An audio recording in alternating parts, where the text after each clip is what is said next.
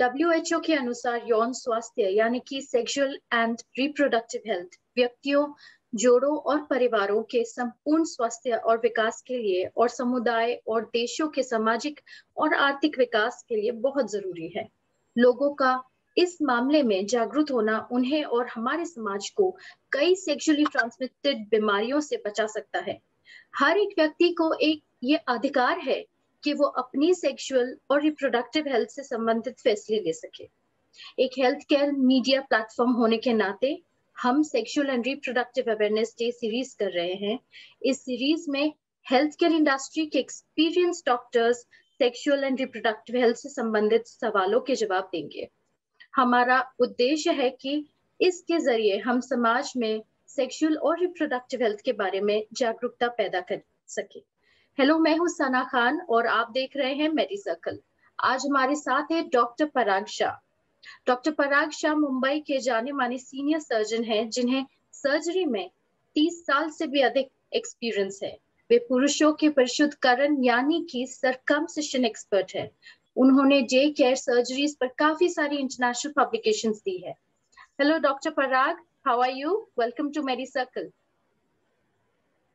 Hello Sana and Medi Circle, thank you very much for inviting me for this interview.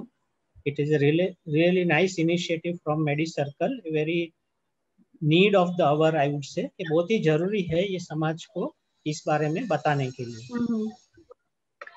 Okay doctor पराग, पुरुषों में पाई जाने वाली कौन सी सबसे आम सेक्सुअल प्रॉब्लम्स हैं और पुरुषों के सेक्सुअल और रिप्रोडक्टिव हेल्थ को बेहतर बनाने के लिए आप क्या सुझाव देना चाहेंगे?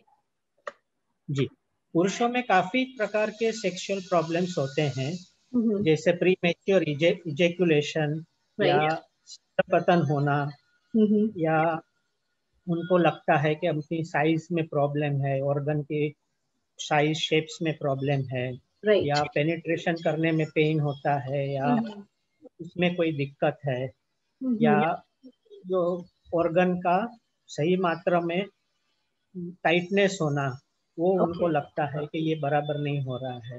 इससे काफी प्रकार के प्रॉब्लम्स हो सकते हैं, पर जो हमारे एक्सपीरियंस से मैंने देखा है और जो मैं इस माध्यम से, आपके माध्यम से समाज के में शेयर करना चाहूंगा कि ज्यादातर जो ये प्रॉब्लम्स होते हैं जी, वो पेशेंट के माइंड में होते हैं।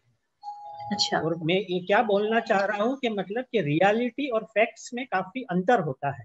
आज जब जैसे हम भी ये सोशल मीडिया में ही इंटरव्यू कर रहे हैं, पर वैसे सोशल मीडिया की वजह से काफी फ्रीली इंफॉर्मेशन अवेलेबल होती है। काफी वीडियोस, काफी फोटोज, काफी पिक्चर्स, काफी stories easily and freely available होती है। काफी में फैक्ट्स और सही फैक्ट्स होते हैं, पर काफी में एग्जैगरेशन फॉर्म्स में होता है। जैसे बॉलीवुड मूवीज में दिखाते हैं, जैसे मतलब कि सब कुछ सही नहीं होता, थोड़ा एग्जैगरेटेड होता है। तो वो एग्जैगरेटेड इमेज देख के, एग्जैगरेटेड स्टोरी सुन के पेशेंट्स की मान्यताओं में काफी चेंजेस आते हैं। उनको लगता है कि जो वो नॉर्मल है, बट वो शायद नॉर्मल नहीं है। अच्छा। क्योंकि उनके एक्सपेक्टेशंस ये सब चीजों को देख के बढ़ गए होते हैं। तो इसलिए ये जो एक्सपेक्टेशंस एंड रियलिटी में काफी फर्क होता है। जी। जब अगर हमारे पास जो आते हुए 100 पेशेंट्स आप देखेंगे तो 80% लोगों में ये प्रॉब्लम होता है। जी। तो इसलिए हम हमेशा पहले तो ये कहते हैं कि जब भी आपको कोई सेक्सुअल प्रॉब्लम लगे कि आप कंसल्ट करना है, करना ही चाहिए, काउंसलिंग लेनी ही चाहिए, पर वो अकेले ना जाए, आपके पार्टनर के साथ जाए, क्योंकि sex is not just related to you, it is a combined thing. तो पहले तो क्योंकि दोनों जन जाएंगे तो दोनों की एक्सपेक्टेशंस क्या है, दोनों की समझ क्या है उस बारे में, वो डॉक्टर इवेल्युएट कर पाएगा और फिर उनको सजेशंस दे पाएगा। तो पहली बात तो ये है कि जैसे आप दोनों जन साथ में जाएं। दूसरा, जैसे मैंने बताया कि 80% प्रॉब्लम्स तो यही होती है कि मान्यताओं में और फैक्ट्स एंड रियलिटी में डिफरेंस होता है। 10% ऐसे लोग होते हैं कि जिनको एसोसिएटेड मेडिकल प्रॉब्लम्स होते हैं, जैसे किसी को अपने डायबिटीज, ब्लड प्रेशर, ये सब साइलेंट बीमारियां हैं, जिससे मतलब डायरेक्टली डायबिटीज या ब्लड प्रेशर कोई साइंस एंड सिम्टम्स नहीं क्रिएट करते, पर उनके वजह से भी सेक्सुअल डिसफंक्शन, दूसरे भी डिसफंक्शन होते हैं, किडनी पे इफेक्ट पड़ता है, हार्ट पे होता है, जैसे ही सेक्स पे भी फर्क पड़ता है। तो जब हमारे पास, तो हम ये जब ढूंढते हैं कि उनके कोई एसोसिएटेड मेडिकल प्रॉब्लम है तो ये मिल पाता है, और तब फिर हम उसको ट्रीट करते हैं। और सिर्फ 10% लोगों को होता है कि रियल में कुछ सेक्सुअल प्रॉब्लम है, और फिर हमें उसका इधर मेडिकली या सर्जिकली इलाज करना पड़ता है।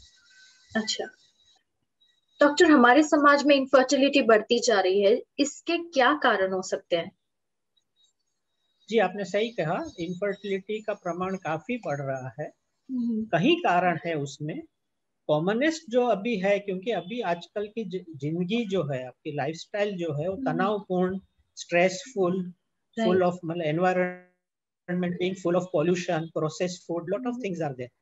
तो वो एक मुख्य कारण होता है। Of course there are lot of medical conditions जिसकी वजह से भी इनफर्टिलिटी होती है। अगेन ये इस सब्जेक्ट पे मैं वापस आपका एक ध्यान दोहराना चाहूंगा, आपके दर्शकों का, आपके सुनने वालों का और समाज का। क्योंकि जब इनफर्टिलिटी होती है, यानी कि एक दाम्पत्य को बच्चा पैदा नहीं होता है, तो ज्यादातर फीमेल यानी कि वाइफ को ब्लेम किया जाता है। अल्टीमेटली तो बच्चा फीमेल ही, मतलब जो लेडी है वही, उसको ही पैदा होता है, जन्म तो वही देगी। और अगर वो नहीं दे पा रही है तो मतलब प्रॉब्लम उसमें है। पर ऐसा जरूरी नहीं होता है। अच्छा।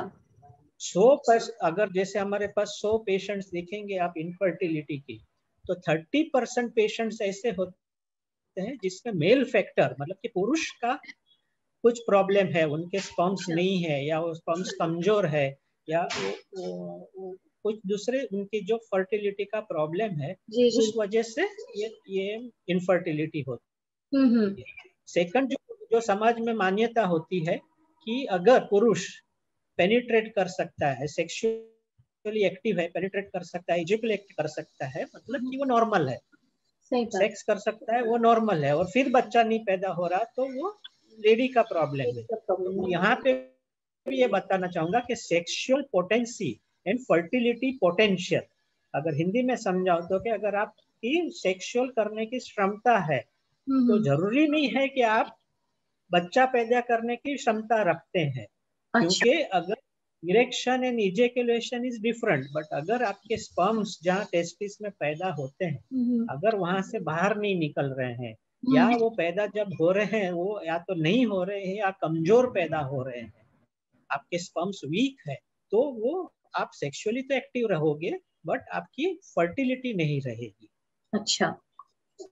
थर्ड बात ये है कि जब आप इवेल्युएट कर, जब एक दाम्पत्य को, एक कपल को बच्चा नहीं होता है, तो अगर आप उसको इवेल्युएट करते हो तो हमेशा ये होता है कि लेडीज का फर्स्ट जांच किया जाता है, जबकि वो सबसे ज्यादा डिफिकल्ट और कॉम्प्लिकेटेड है कि लेडी को मल्टीपल इंटरनल एग्जामिनेशन करना पड़ेगा, जांच के लिए ही ऑपरेशन करना पड़ेगा, लाइक डीएनसी हुआ, लेप्रोस्कोपी हुआ, हिस्ट्रोस्कोपी हुआ। जबकि पुरुष को सिर्फ आपको डॉक्टर के पास जाना है, अपना ट्राउजर्स, अपना पैंट नीचे करना है, एग्जामिनेशन कराना है और एक सीमेन का सैंपल देना है। एकदम सिंपल और सरल होता है। तो मैं हमेशा ये, और अगर वापिस स्टेटिस्टिक्स की बात करें तो 30% जो इनफर्टिलिटी प्रॉब्लम्स होती है वो पुरुषों में होती है, 30% फीमेल्स यानी कि लेडी में हो सकती है, और 30% दोनों में हो सकती है। अच्छा। यानी कि आप कहना चाह रहे हैं कि almost 50% problem is related to male infertility. तो ये हमारा फर्ज बनता है कि जब भी कोई कपल अगर ये प्रॉब्लम से फेस हो रहा है तो पहले पुरुष की जांच कराएं, और फिर ज्यादा डिफिकल्ट और कॉम्प्लिकेटेड जो है वो स्त्रियों की जांच कराएं। और आजकल तो टेक्नोलॉजीज खूब बढ़ गई है, तो काफी तरीके से इलाज और ऑपरेशंस और मेडिसिन भी होती है, तो उसको इलाज हो जाता है। पर उसको निग्लेक्ट करने से, या ये सोचने से कि जब मैं सेक्स कर सकता हूँ तो मैं नॉर्मल हूँ तो मैं कुछ नहीं करूंगा, वो सोच गलत है। डॉक्टर पराग, आपको पुरुषों के परिशुद्धकरण यानी कि सर्कमसिशन, और आम भाषा में जिसे हम खतना कहते हैं, करने का काफी अनुभव है। क्या ये क्रिया आम है, और ZSR स्टेपलर सर्कमसिशन क्या है? जी, जी, हम काफी इस सर्कमसिजन या सुन्नत करते हैं। जी हम एडल्ट्स में, बच्चों में नहीं करते हैं, हम एडल्ट्स में करते हैं। जी जी। क्यों करते हैं, पहले उसका इंडिकेशन यानी कारण अपन समझे। तो ज्यादातर जो एडल्ट्स या मतलब जब यंगस्टर्स बोलेंगे हम, जो 18 से 22-30 साल के उम्र के हैं, वो हमारे पास आते हैं, उनको फाइमोसिस की प्रॉब्लम होती है। ये फाइमोसिस क्या होता है कि जो आपकी फोरस्किन है, जो खतना करते हैं या जो सर्कमसिजन करते हैं, वो फोरस्किन, उसका जो ओपनिंग है वो काफी शॉर्ट या नैरो होता है, जिसकी वजह से वो यूरिन तो पास कर पाते हैं बट वो फोरस्किन को पीछे नहीं ले पाते। अच्छा। अब ये पीछे लेना क्यों जरूरी है या क्यों होता है? तो नॉर्मल अगर आदमी देखे जिसका फोरस्किन है, उसको हर बार हर रोज पीछे लेनी है और उसको सफा करना है। क्यों करना है? क्योंकि जैसे आपकी स्किन पसीना या स्वेट सिक्रेट करती है, वैसे आपकी ग्लांस पेनिस और वो प्रीप्यूस जो फोरस्किन है उसकी अंदर की लाइनिंग है, वो एक सिक्रीशन पैदा करती है जिसको स्मेग्मा बोलते हैं। जी। तो पानी जैसा, कभी कभी सफेद, कभी स्टिकी फ्लूइड होता है जी। काफी, कभी उसमें स्मेल भी आती है। जी। जो अगर वो क्लीन नहीं करते हैं तो फिर उसमें खुद को भी और उनके पार्टनर को इन्फेक्शन होने की संभावना होती है। तो इस बारे में भी मैं एक चीज समाज को बताना चाहूंगा कि अगर इंडिया में अगर आप देखेंगे तो स्त्रियों में after marriage till 40-45 years of age white discharge यानी ल्यूकोरिया की काफी प्रॉब्लम्स होती है। उसका मुख्य कारण ये यहाँ होता है, फोरस्किन में होता है। क्योंकि वो अगर समाज में ये पुरुषों को बताया नहीं गया कि अगर आपकी फोरस्किन प्रिजर्व्ड है, नॉर्मल है और प्रिजर्व्ड है, तो आपको उसको हर रोज स्नान करते वक्त या वैसे पीछे लेना है, रिट्रैक्ट करना है और अच्छे से सोप वाटर से जैसे शरीर को नहलाते हैं वैसे उसको क्लीन करना है। तो ये भी मैं आपके दर्शकों को बताना चाहूंगा सबको कि ये पहले करना जरूरी है। और अगर आपको ये फाइमोसिस की प्रॉब्लम है तो आप रिट्रैक्ट नहीं कर पाओगे। तो उससे क्या होता है कि या तो आपको इन्फेक्शन हो रहा है या आपके पार्टनर को इन्फेक्शन हो रहा है, या सेक्सुअल एक्टिविटी के दरमियान उसमें जख्म हो सकते हैं, ब्लीडिंग हो सकता है, कट्स होते हैं, पेनफुल होता है। और इसलिए फिर ये हमारे पास ये जो एडल्ट्स आते हैं, ये जो चीज उनको प्रॉब्लम है वो तो जन्म से ही है, शायद माँ बाप ने नोटिस नहीं किया था। अगर नोटिस किया तभी था तो फिर नहीं कराते हैं कि ये सोच के कि जैसे जैसे बच्चा बड़ा होगा ये अपने आप ठीक हो जाएगा, अभी तो उसका कोई प्रॉब्लम नहीं है, अभी यूरिन तो पास कर रहा है। राइट। या फिर ऐसा होता है कि भाई अगर ये हम कराएंगे तो वो रिलीजन बीच में आ जाता है, कन्वर्जन के ऐसा कि कुछ भी मन में मान्यताएं रखते हैं, तो उस वजह से फिर वो नहीं हुआ रहता है। तो इसमें कोई बड़ी बात नहीं है, अगर जरूरी है कभी अगर कोई रिलीजन भी अगर ये करवाता है तो उसमें भी शायद उस जमाने में कोई साइंटिफिक बेसिस ही रहा होगा, हाइजीन पर्पस के लिए, कोई दूसरे रोग नहीं हो उसके लिए। तो हम आज का रिलीजन तो मेडिसिन ही है, तो मेडिसिन फॉलो करके ये करते हैं, करना चाहिए और वो ये करते हैं। अब अगर बच्चों में करते हैं और ये बड़ों में करते हैं, जैसे आपने जेडेसर का पूछा, तो उसमें मैं विस्तार से बताऊं कि अगर बड़ों में और बच्चों में थोड़ा ये अंतर हो जाता है कि बच्चों में ऑर्गन इज नॉट डायनामिक, और जैसे मतलब एक ही साइज पे रहता है ऑपरेशन के बाद, और हीलिंग होने को 2 से 3 हफ्ते लगते हैं, तो स्मूथली हो जाता है। पर जब बड़ों में करते हैं तो उसमें साइज में परिवर्तन हो सकती है इस 2 से 3 हफ्तों के दरमियान, अर्ली मॉर्निंग चाहते ना चाहते हुए, या अर्ली मॉर्निंग इरेक्शन या उसके वजह से, तभी वो जो स्टिचेस पे या जो जख्म है उस पे तनाव आ सकता है। तो technically it is slightly difficult and different. और उसके लिए जब स्टेपलर जो है जेडेसआर स्टेपलर यूज करते हैं, जिसमें एक सिलिकॉन रिंग होती है और एक बहुत छोटे छोटे पिंस होते हैं, तो उससे ऑलमोस्ट ये पेनलेस, ब्लडलेस और स्टिचलेस तो है ही, और एकदम खूब अच्छा कॉस्मेटिक रिजल्ट देता है। जहाँ कोई बुरे बुरे मतलब घाव दिखते हैं या अनइवननेस दिखती है, तो एक अच्छा कॉस्मेटिक रिजल्ट रहता है और पेनलेस और ब्लडलेस रहता है। इतना काफी ये जेडेसआर सर्कमसिजन स्टेपलर पॉपुलर है कि काफी डुप्लीकेट्स भी बाजार में आते हैं जो काफी चीप होते हैं, बट उसमें कॉम्प्लिकेशंस होने की काफी संभावना होती है। इसलिए हम ये भी बताना चाहेंगे कि अगर आप करा ही रहे हैं तो चेक करिए बराबर से कि आप जो कर रहे हैं वो ओरिजिनल ZSR ही हो और वो आपको कॉम्प्लिकेशन फ्री अच्छा रिजल्ट दे रिजल्ट पाए। दे सके। डुप्लीकेट से सावधान रहे। अच्छा डॉक्टर पराग, वैरिकोसील क्या है और ये इनफर्टिलिटी से कैसे रिलेटेड है?